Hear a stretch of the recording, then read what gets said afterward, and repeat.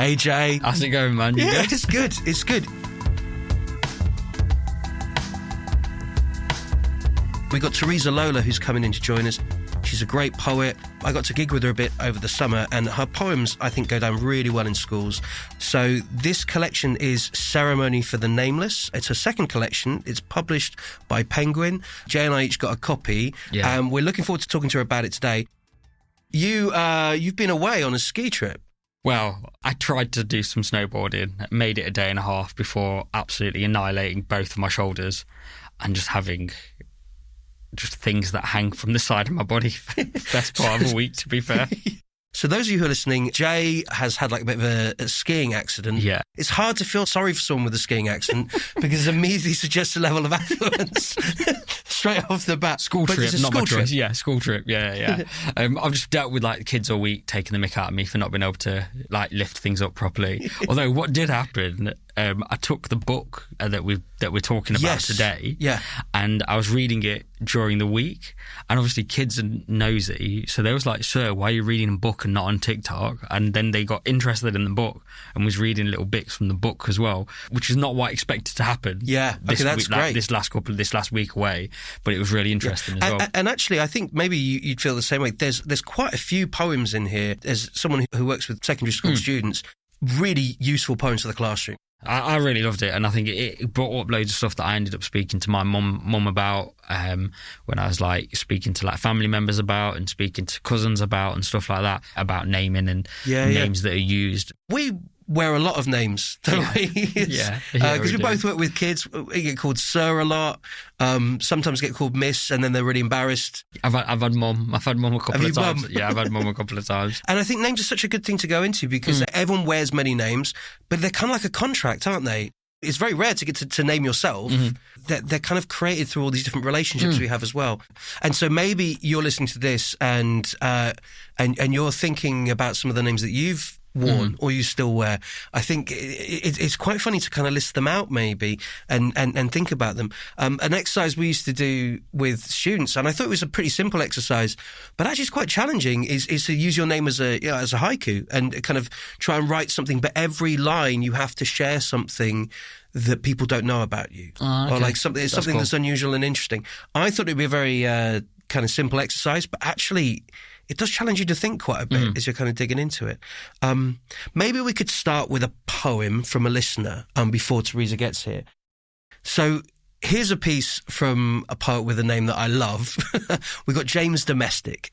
James sent work in to us way back when we were Right Club Open Mic, and he's really making a name for himself. So why not start with a great piece from him? The Ritual.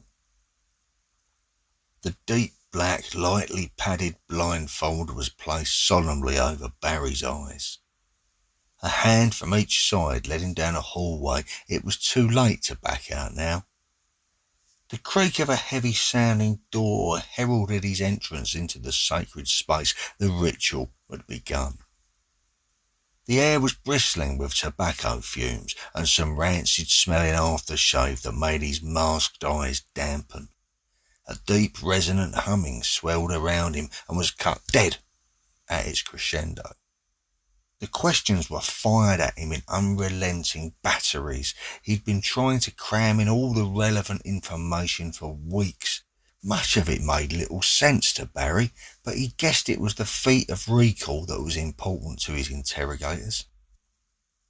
Then, once the examination ceased, he was commanded to recite the sacred oath. Barry was confident he'd put the work in and then some. Tracy had got the right ump, said he was neglecting her and the kids. "You won't be saying that when I get in," he said. "You'll be proud as punch." At the final line of recitation, the humming began once more. This time, at its cessation, Barry was surprised to hear what sounded like the mooing of a cow. He further noted the faint smell of dung. Something sticky, wet and meaty traversed his unsuspecting cheek. Barry could not repress a deep shudder. For fear of inducing some manner of conniption fit in you, dear listener, I shall refrain from further description. But it suffices to say that a few minutes later, Barry had become a fully fledged member of Fiddlescombe Book Club. Thanks so much, James. That was a wicked piece. Jay and I are really excited because we've got Theresa Lola here with us. Hi. So lovely to be here with you both. This is your first time to Peterborough? Yeah, my first time to Peterborough. I've always, because my undergrad was in Hatfield, Hertfordshire, so I'd always go past Peterborough and never got off here. So, well, we're so excited to have you here, Theresa. This is your second collection so far. At what point did the name of the collection come to you? Did you get that first, or did it come partway through? So the initial title was Naming Ceremony for the Nameless, which is a bit of a mouthful. But it came from, because the core of it, funny enough, the first poem in the collection, Chorus at the Ceremony, which is set at a Yoruba naming ceremony. In Yoruba culture is when the child is born 7 days after their birth, you have a naming ceremony to announce it. So I knew that this ceremony, a naming ceremony, is kind of the announcement, is a way of presenting yourself to the world, being known, being seen. Mm-hmm. And I wanted a title that was about that because it's almost like a coming of age story, the book in some ways. So it's somebody who's on the journey of self-discovery. I was writing a very different collection before, and probably 30% of that survived.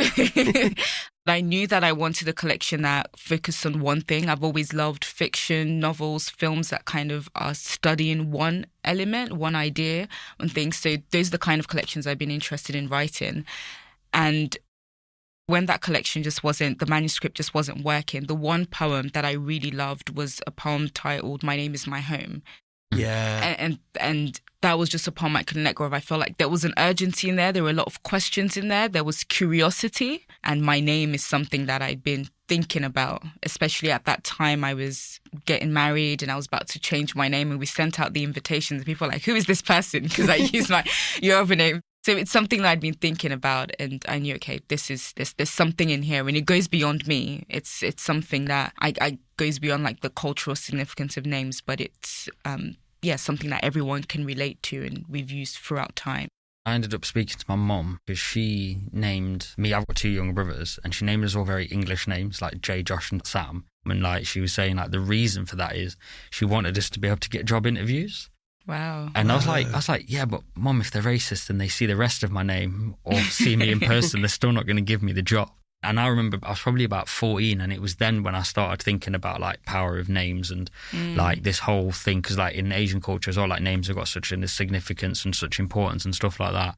So lots of stuff that you'd written in the book, I was like, oh yeah, that's similar to my culture. And when I explain it to someone else, I'd be like, what are you talking about? And I'd be like, oh, this isn't a worldwide thing. Do you have a naming ceremony as well in your culture? Similar sort of things to it. Okay. Yeah, where like, so there's a couple of different ones, but the one that they used for me was like, they flick the Guru Granth Sahib, like the book, open to a random letter, to a random page, and the first letter of that page is what the name needs to start with, and then on the page, you're supposed to use things from the page to help you name it.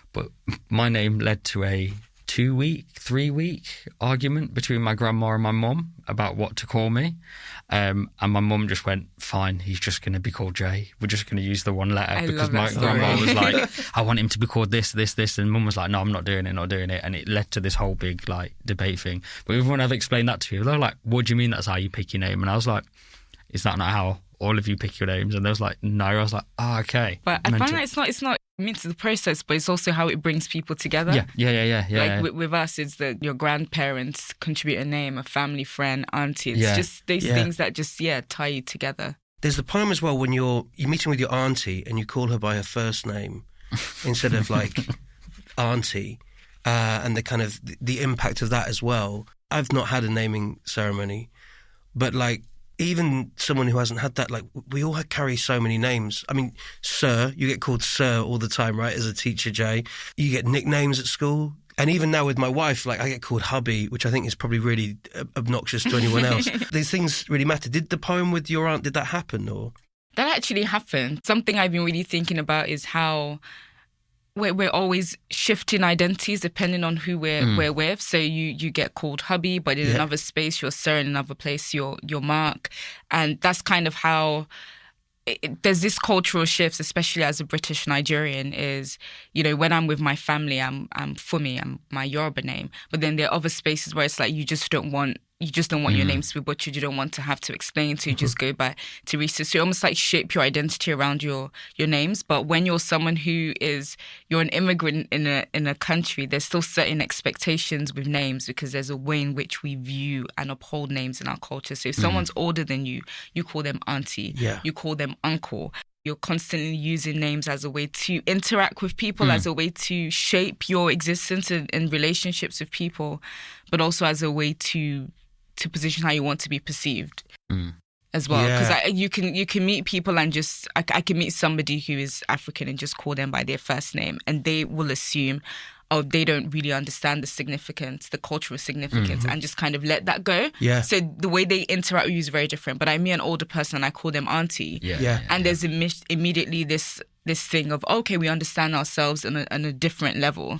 So names become a way to signal your identity and the relationship you want to have with someone. I don't know if this was due to the receding hairline or grey hairs. I got my first uncle last year. Oh, God. But my nephew, absolutely killed me. It was a random person as well that just bumped into me in like Tesco or something. He was, oh, sorry, uncle. And I was like, who are you? Oh, me. I was like, oh, I'm uncle status now. Is that something you want? Because I have that conversation about whether I would want to be called auntie. And I remember telling my sister, I just want to be called my first name. So my uncle name in Hindi is different to the rest of the cousins because I'm older than him. So I'm going to be called one thing and all the rest of the male cousins are going to be called something else.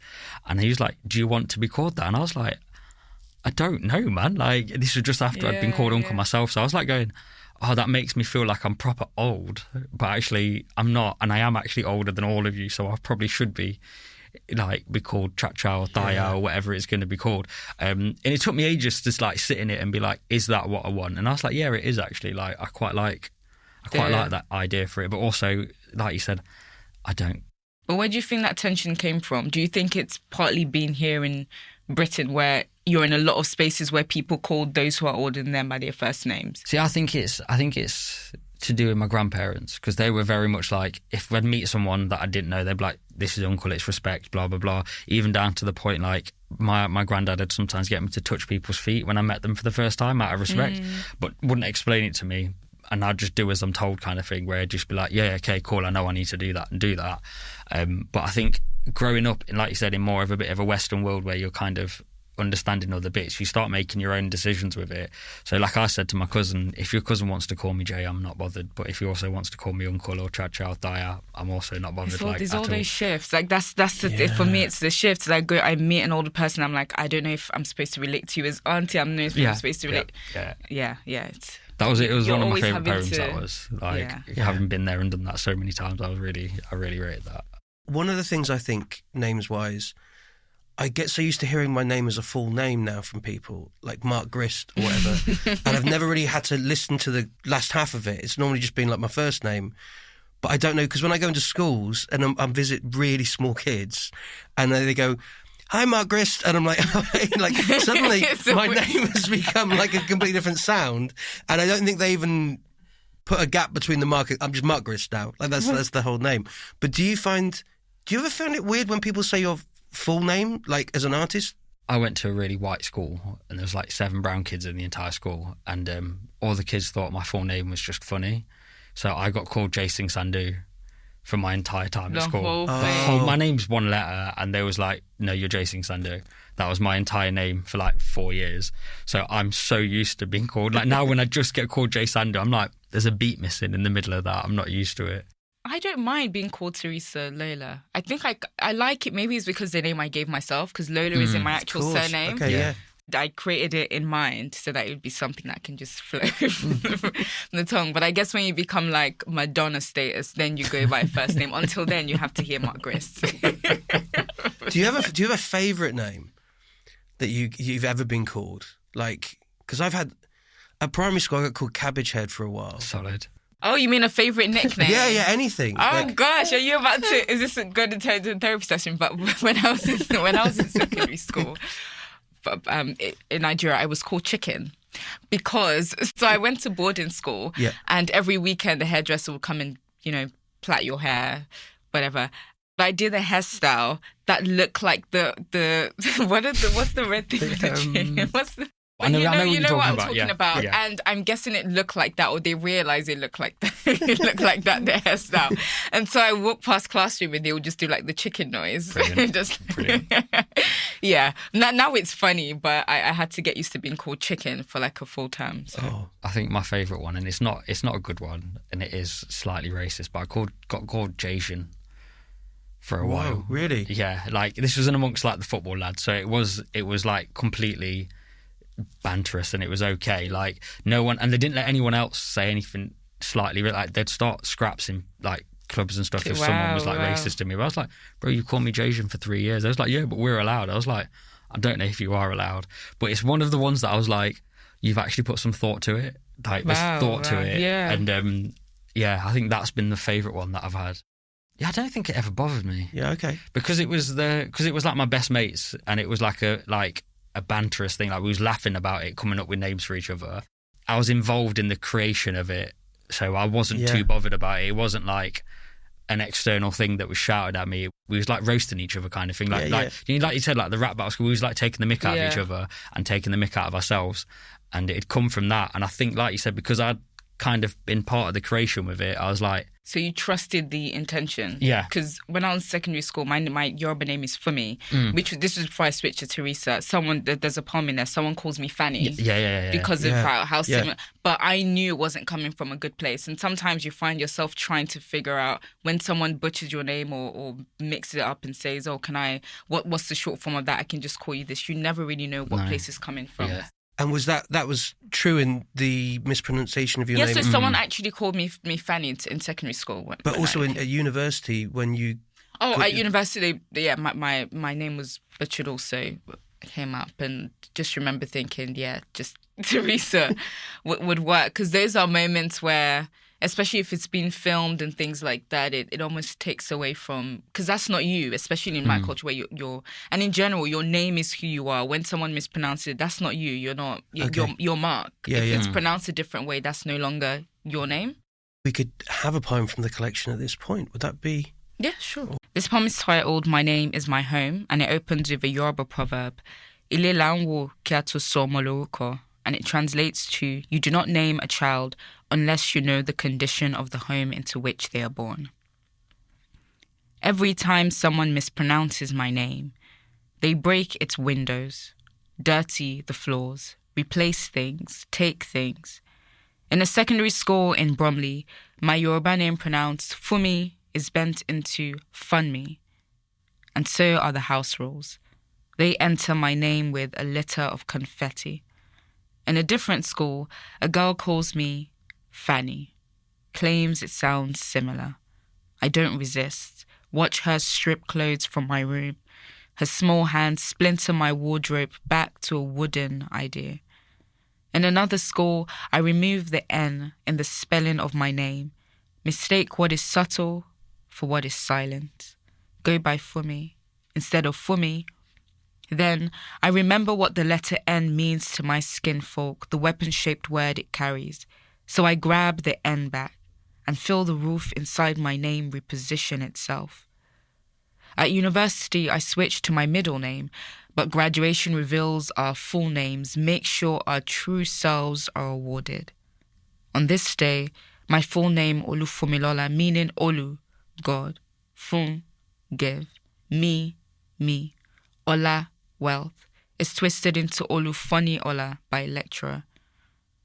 The staircase inside my name flattens into a trampoline, alters the way my prayers reach for heights. Every time someone mispronounces my name, they disrupt its foundations, replace things, break things. Now I'm left with no choice but to build spike gates, position armed guards. I must shield my name. That was wicked. That's so nice. Thank you so much for sharing that, Theresa.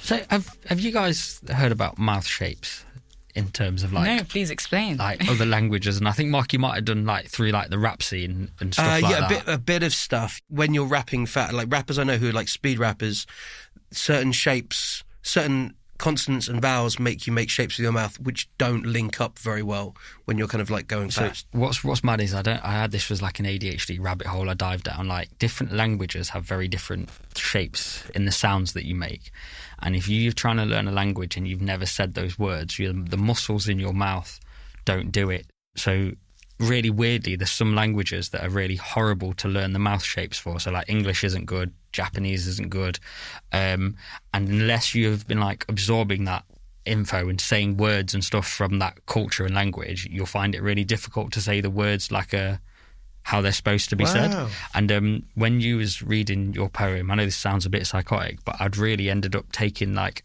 a lot of notice on the difference in your mouth shapes when you were saying the English words to the Yoruba words. When you're speaking in Yoruba, it's almost like your mouth's more fluid as you're speaking. And when you're like speaking in English, it's very much like words done, words done, words done, when other one is like a lot more fluid. And I think it's something like I kind of deep dived because I was really confused by it. And then I can't not notice it when people code switch between languages now. Oh, you'd be great on a date. Just staring at them like, huh.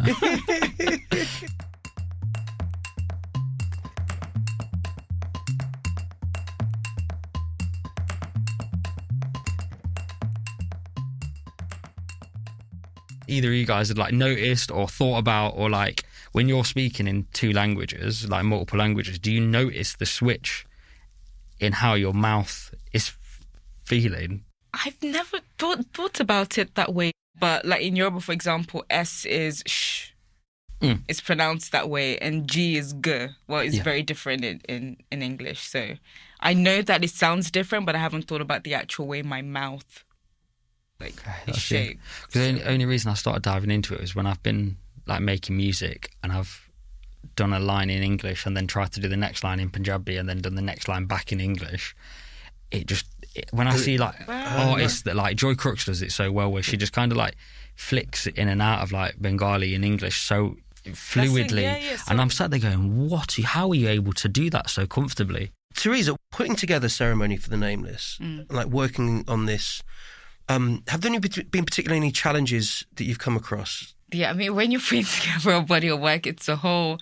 If you don't have some sort of crisis in the process of writing it, are you really writing a collection, especially if it's something that it's draining and taking things out of you? I would say I mentioned that I love reading fiction and love stories. And I found myself really, by the time I finished a poem, asking, why is this really a poem? Like, what has it done beyond just telling the story of my experience, especially when you're drawing from personal experiences? How do you go beyond retelling a story? Because that's not what a poem is.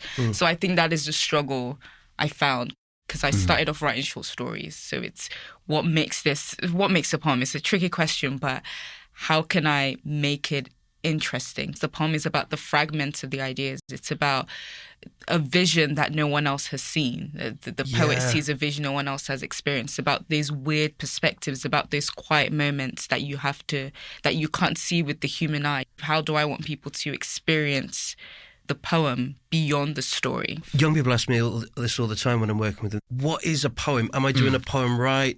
At which point do you feel you're definitely in the terrain of it being a poem and not a short story? Is it like that connection with form first? It can be different things. Sometimes it's that the poem is really focused on the form.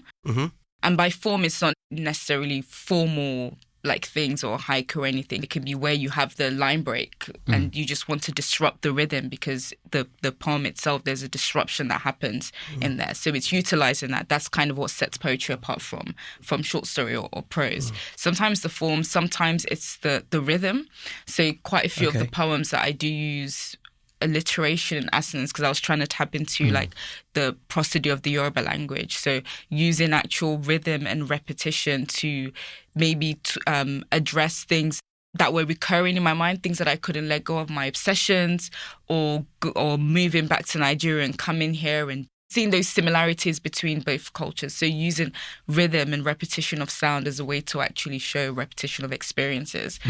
Did you plan to have, because one thing I really liked about it was the fact that there's so many different forms, so many different ways of laying it out, and even just really simple, like you said, with the line breaks and it not always being where the full stops were and stuff like that.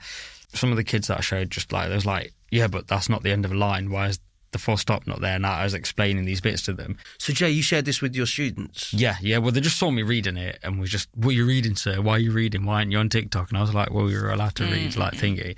And like one thing I was talking to them about was that a deliberate thing that you did, knowing that you'd want to have different forms in there, or did it just kind of happen because of what you was writing? Sometimes naturally there's a form that you really want to challenge yourself on and try out. But I was really thinking about how can this form serve the poem? How can it serve the experience? So there's a poem where I use the villanelle, and it's a poem where I'm lying about understanding Yoruba language. And by having, because the villanelle, you have 2 lines that repeat, and it's almost like I'm trying to convince myself. So those 2 lines are the lie kind of coming back, and it's my inner voice, but also I'm snitching on myself, and like my subconscious knows the truth, but my conscious body, I'm trying to pretend that I can do this. So it's really thinking about what can the form do for me. But just quickly going back to what sets poetry apart, there's so many things, but I think one of them for me is the poem is okay with the stillness and silence in a way that I think fiction isn't. Well, poetry is fiction, but in a way that a novel isn't. So with a poem, I think about Pablo Neruda, and he has a poem just about socks. He has a poem where it's just a chair in the middle of the garden, and that is enough. We can sit with that. Yeah. And that is an experience. Yeah. And I can't, you can't do that with a novel where the whole novel is, about a chair in the middle of the garden. But poetry allows us to sit with things that are uncomfortable or likely, but there's a story in there, there's a lesson in there, there's a world in there, there is a question in there that we can answer. And for me, that's what I love about poetry. It's, you're called to slow down and just observe that, and what can we learn about the world? Like some of the kids really couldn't understand when you had really short ones. And I was like, yeah, but where's the rest of it, sir? And I was like, no, that's it. They was like, yeah, but why? And I was like, because if you read that one and then this one later on and then that one later on, it all links up together. And some of them they were just so intrigued, like, because it was so different to some of the books that they've read where it's the same style of thing. I'm assuming that wasn't written for kids, like deliberately, if you know what I mean. But they were so intrigued by it because it was just different, and there was bits in it that was like, oh, that's really interesting. Why has that been laid out like that for? I was like, she's talking about steps. I love it when you get to chat with kids about thinking about a page being almost like a painting. And actually going, you don't have to just write from left to right of the page. I think because we get lined paper so early on, that students think that's what you just do. They get the idea of line breaks, but to then go, no, you can just do what you want, man. I said to a kid I was working with the other day was writing about a cat, and she said, my cat's really mischievous, it bounces all over the place. And I was like, she put the line, and I was like, so why do we have to have this poem completely in a straight line? Let's think about it. The words actually bounce. What are we going to kind of play about with it? And she was so hyped. And suddenly it was like so fun. I think that stage when they can start thinking about it being like a canvas, I think is really cool. It's hard because with school, you, as you say, it's about line paper. It's about, have the full stop in there. So when you start talking about line breaks and then jumping, and it's a bit confusing. And also you shouldn't waste paper, right? So you've got teachers going like, you can't just do waste paper.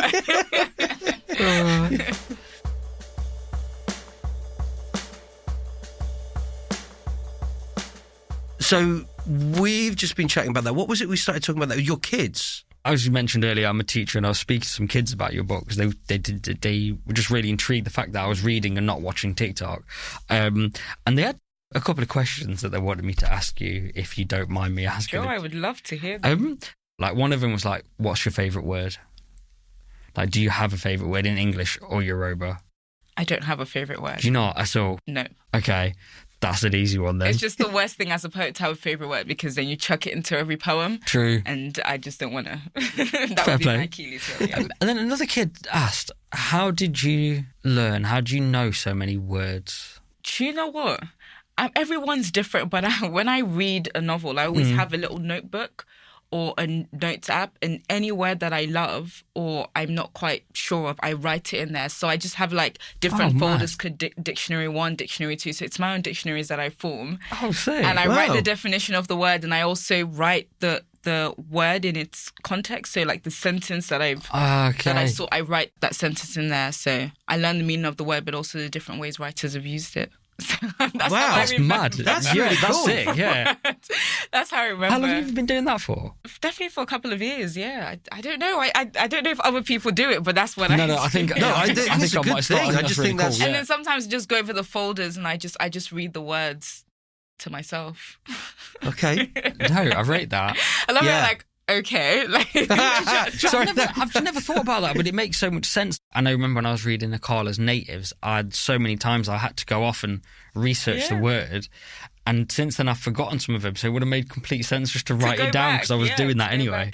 That's really interesting. I might try that. I think that's a really good idea. It just makes reading so much smoother because you're not breaking off all this. Because sometimes I don't have to go off and write the words if I'm familiar with them. Do you ever write stuff to be performed only, or do you write stuff that's only ever going to be on the page? Every writer is different, but for me, I write a poem to live both on the page and on stage because I love both spaces. I can't pick. Every poem has to have a voice. Okay, yeah. And so even if I really enjoy performing it, how does that voice translate to the page? I'm always thinking about both. Another question that they had was, how do you get yourself into like creative mode? Some people really struggle to be like, I'm just going to sit down and write now. Yeah. Do you have like a routine or a ritual or something that you do to be like, I'm in writing mode now? I write anywhere. I'm one of those people, but I have to write in silence. I try not to think of it as creative mode, just discovery mode. Because the moment I think of it as creative mode, I'm going in with this idea that I know what I want to say.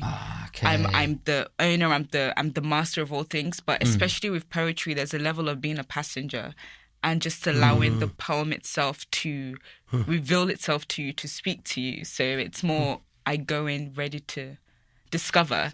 This is what I'm thinking about, talking about. And so we work together. So it's me and the poem, I like that. Both conversing with each other. What do you want to be, and how can I best help you? And does that kind of help you, like with that play element of writing as well? Because you're kind of back and forth with it, aren't you? Yeah, definitely. It keeps the excitement alive because you can get bored if you're always going in knowing what you want to say. At some point, it might as well be a conversation between you and somebody else. It no longer needs to be a poem. That's interesting because I think it's that uncertainty. A lot of young people when I work with them, they don't like that feeling of uncertainty when you're writing a poem. They want an outcome, don't they? They kind of do a lot of the time, and a story is a bit less scary. They're used to the idea of they've seen enough stories even on TV or anything else. Like the 3-act structure, 5-act structure. But the idea that you might start writing something and you might not. It's one of the reasons I wanted to ask about the title for the collection, because I always say to students, I say your title shouldn't be kind of the last thing you do, almost at the end of the poem. Have a working title at the start, but you should never feel you have to stay with the title of the poem as it kind of evolves, because you might look back on it and go, actually, I want to have something completely different at the end. Because they get very caught up, my students, when I work with them on that title, that name for the poem, what it's going to be, and then it has to always be kind of fitting that name, and you're going, well, that's going to restrict you, right? I got told that the title should be everything that you wasn't able to say in the poem. Ooh, that's a nice... that's cool. Yeah. And it was like, because then if your title's just like what your first line is or what your poem is, it's pointless, isn't it? Because you're going to go through it anyways. But it's led me to have like really bad issues with titles, because I'm like, what is it that I've not been able to say in this? And how can I put that into a title? But then when I come up with titles that I like, I'm like, that's a proper title. There's so many ways to look at titles, but that's a really fascinating one. I look at titles as kind of the door. To the poem, it's the signal. So it's whether it's like a revolving door or fire exit door or whatever kind of door it is. It sets the tone for how people are going to enter. Okay, I've never thought about it like that. That's cool. Yeah, that's really cool. Yeah, it's what you want him to be thinking about as you're reading the poem. My titles often change. I choose what I want to call the poem, and then I perform it for like 6 months to kids, and I end up kind of totally changing the title based on what they end up thinking the poem is. So I had one called Alchemist, about trying to drink my dad's mouthwash when... I've heard that. I've heard that poem. Yeah, it's quite a long poem. Then? Yeah, so I called it Alchemist, a poem about a mistake. That was the kind of first title. But now I just called it my mouthwash poem. Like, and so the kids, they're like, "Are you going to read the mouthwash?" That's what they would go. I'd come back in and they go, "Are you going to read the mouthwash poem?" And I'd be like, "Okay, so it's just my mouthwash poem now." And as soon as I say to them, if I go, it's called Alchemist, poem about mistake, they'd be like, "Why? What's?" And you go, "Actually, yeah, it's silly." So yeah, I kind of I feel like it's my poems change almost like a band. It's almost, it's like the pork pie poem or this poem or whatever. It's like those TV shows, isn't it, where the title of the episodes is like, I think Friends did it, where it's like the one with the chair or like the one with the sofa. Oh, yeah. Where it's like, where people just remember what happens in it opposed to... Yeah, I like the idea the audience kind of get to name my poems over time in a way. Do you know what I mean? Like that's I really love that, but that's part of your like performance style. It's really about the relationship and the back and forth with audiences. Yeah, I guess so.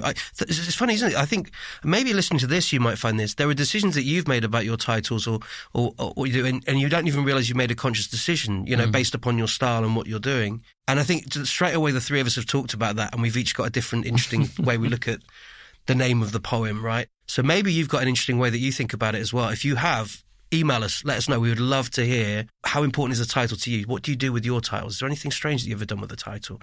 Mark@wethepoets.com. That'd be really, really cool. Shall we hear a poem from a listener, maybe? Yeah. Yeah? Let's do it. So this is a piece that's been sent in by Hannah Walker. We thought it would fit really well because it talks about one particular name that we all kind of carry that's important when we talk to each other, which is you. When I delved into my soul to decipher the connection between those I hold absolute dearest to my heart, it was evident, almost stupidly obvious why. It doesn't matter how long since I last saw them. At my age, the closest are often geographically the furthest away. But it's irrelevant. It could be 6 days or 6 months since we've breathed the same air and every single time feels the same. An ease, a peace that envelops me when I'm around them. The human I married, my sister that is a part of me, not just through blood, the allied friendships that know me and I them to our cause. Absolute fucking treasures. Friendships, lovers, connections to be true. Not born of convenience, simply you. Effortless company, clouds depart, shoulders loosen, mutual therapy, sip tea. Airs and graces left at the door, masks redundant on hooks. Authenticity. A glimpse of your face, pops of joy crackle in my heart, a radiant little glow stick. Gravity keeps us in each other's orbit, our momentum balanced just so. Souls tethered through time and space, illuminated worth and wonder, jewel-pocked clear night sky.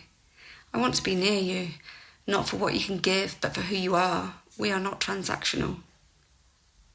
Thou shalt not collect points, redeem vouchers, cash in your chips, no club card swipes. You exist, and I love you. The golden hour sunshine on a crisp autumn day, the fresh line-dried sheets and newly shaved legs, the art and laughter indulged through splendid cities, the song in the car that I know every word. You are contentment, you are brilliance, and you are home.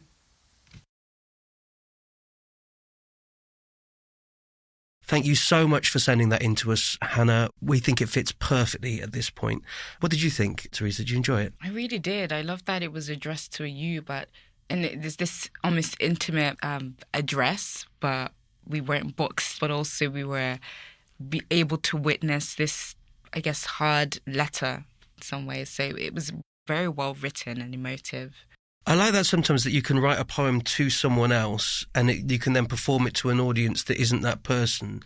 I was at uni doing creative writing.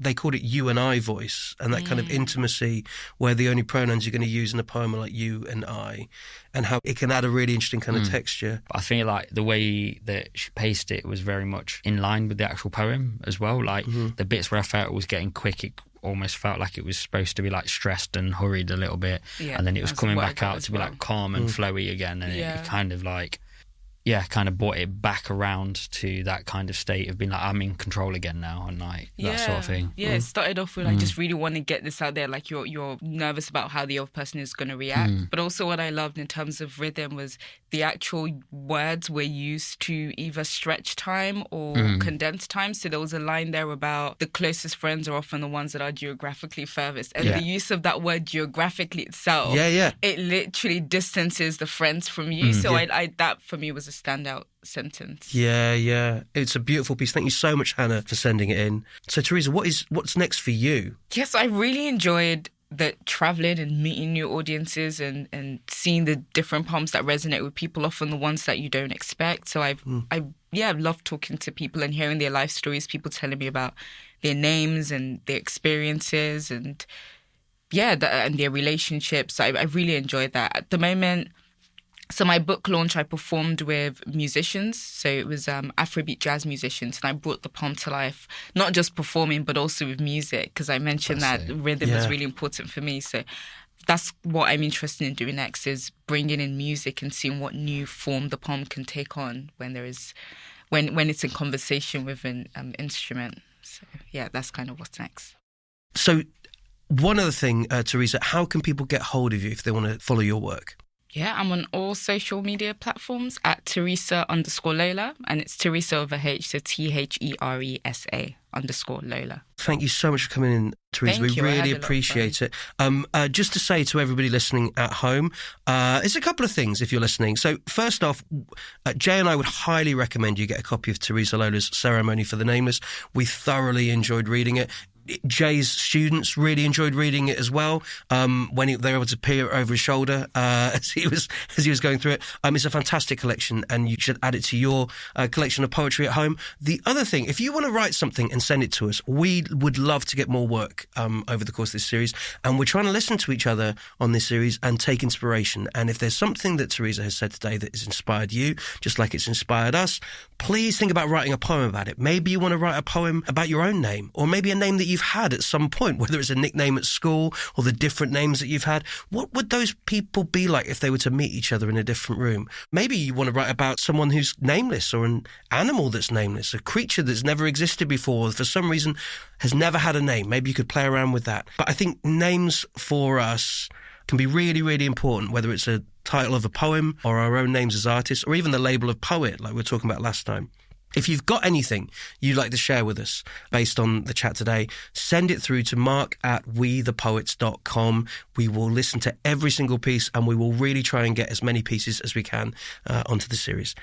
Thank you so much, Theresa, for coming in. I think to wrap up, I think we just got to say thank you, Jay, for coming here. Jay's got is it a broken arm right now? It's some damage to the ligaments or collarbone. I'll find out tomorrow. But your two arms that don't work. Yeah. So Jay arrived at the train station with his arm in a sling, and he's soldiered through today. And yeah, it's been so cool getting to share the studio with you today, Jay. Thank you so much, Theresa, for coming and joining us and sharing your work. Thanks as always to Chris, our beardy wonder in the booth, who makes us all sound much more professional than we are. And thank you so much to Arts Council England for funding this project. And finally, thank you so much for listening at home. We really hope you enjoyed this episode as much as we did.